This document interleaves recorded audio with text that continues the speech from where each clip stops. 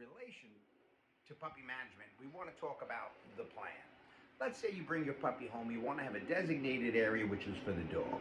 Should it be in a bedroom? With shoes and blankets and beds and laundry and all sorts of stuff. How about the laundry room? You got a laundry basket, you got electrical plugs, you got...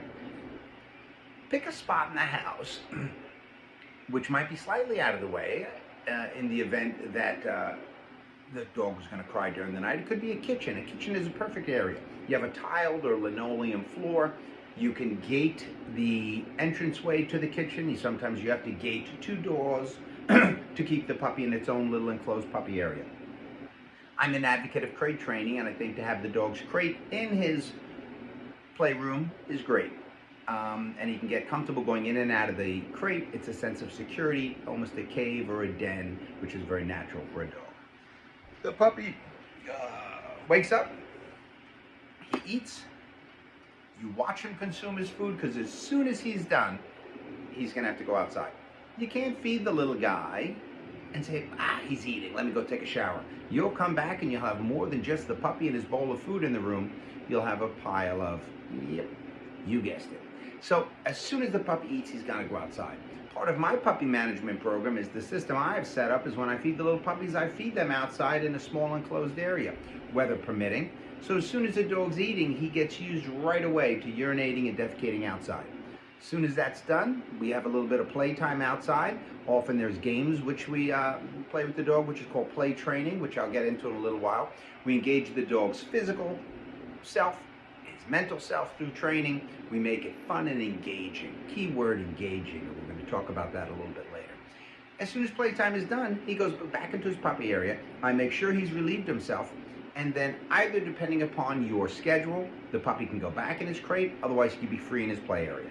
But the key component is during crate training, we want to make sure that there are no accidents outside the crate.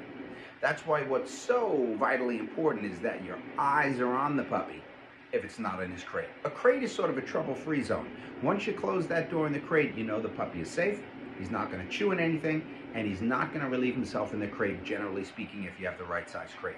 Now, the key is the duration that he gets used to staying in the crate. You got to start small and build up from there. So if he went in, he had breakfast, went outside for playtime, came back in, maybe he's going to nap from around 10 a.m. till 12:30.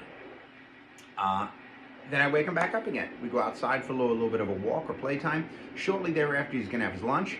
We're going to engage in playtime. After that, he goes back into his puppy area, back into his crate.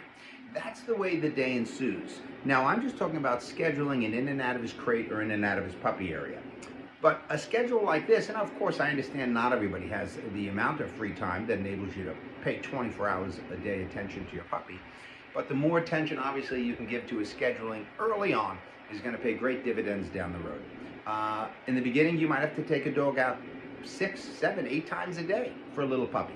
A little excursion outside, right back in to relieve himself.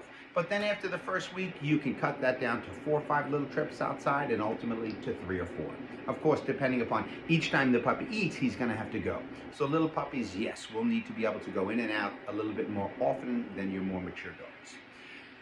But now you have a plan in place for where the dog stays and where he sleeps. Now, in his crate, you want to make have a plan and agreement with yourself. What do you do when he cries in his crate?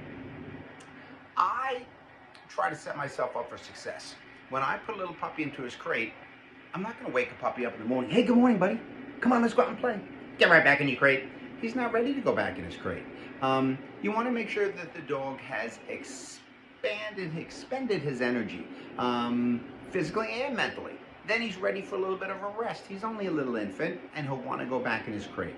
That's proper timing. You don't want to overdo crate time, for instance, all in time. So little by little, you want to progress. Now the dog's in his crate. He goes, I want to be out there with you, Dad. He wants to get out. No.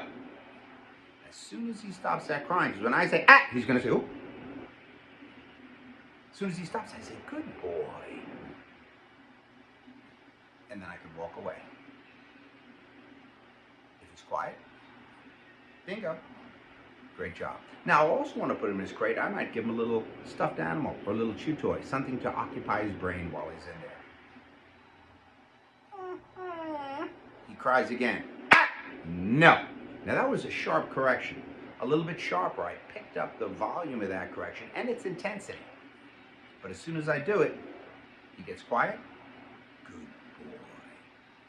What's happening here is the dog's becoming very familiar with some of these terms.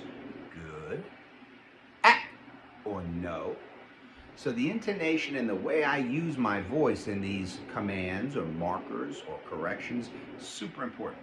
You got to make sure you're getting a reaction. If somebody gives the dog a correction, no, Skippy, no, you bad dog, you know. And Skippy's like, it's not the right correction for that dog. You got to get a response. Now, my response, if it's sharp enough of a correction, if he cries, he'll stop. And then I praise him right away. There has to be escalating levels to your corrections, and you need the right tools.